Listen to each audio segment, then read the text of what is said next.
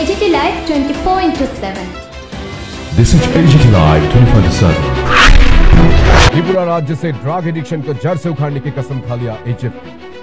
उत्तर पूर्व भारत में आजकल त्रिपुरा राज्य को लेकर देश का गृह मंत्रालय ने भी जताया चिंता।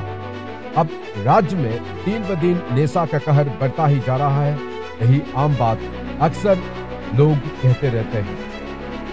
इस एडिक्शन का प्रभाव छोटे मोटे क्राइम से भी कभी कभी पाया जाता है। अब त्रिपुरा के चुनिंदा ऑर्गेनाइजेशन में हेपेटाइटिस फाउंडेशन का नाम एक ब्रांड है।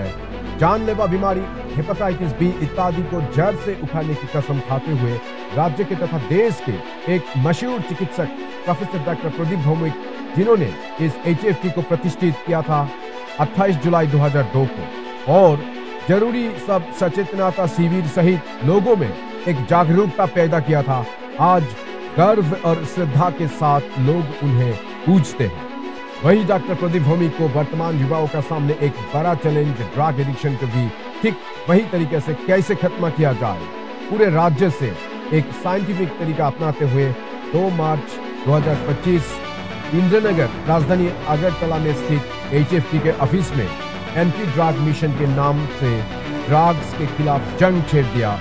चलिए सुनते हैं पूरे बात professor doctor Pradeep Bhowmik. Bureau report AGT Live 24/7।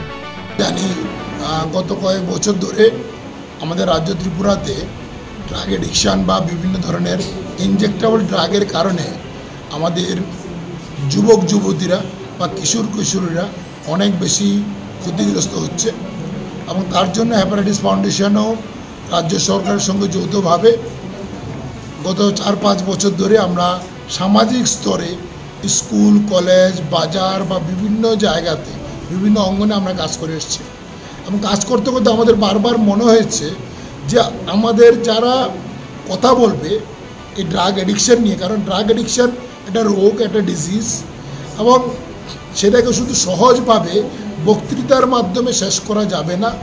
আলোচনার মাধ্যমে রোগ যেভাবে চিকিৎসা করা যায়, কারণ শুধু ড্রাগ নেওয়া নয়, তার সামাজিক ব্যাধি তেমনি শারীরিক ব্যাধিও, সেটাকে সার্বিকভাবে যাতে আমরা ঠিক করতে পারি তার জন্য সবাইকে আরও বেশিভাবে বিজ্ঞানটাকে নিজের মধ্যে আয়ত্ত করতে হবে।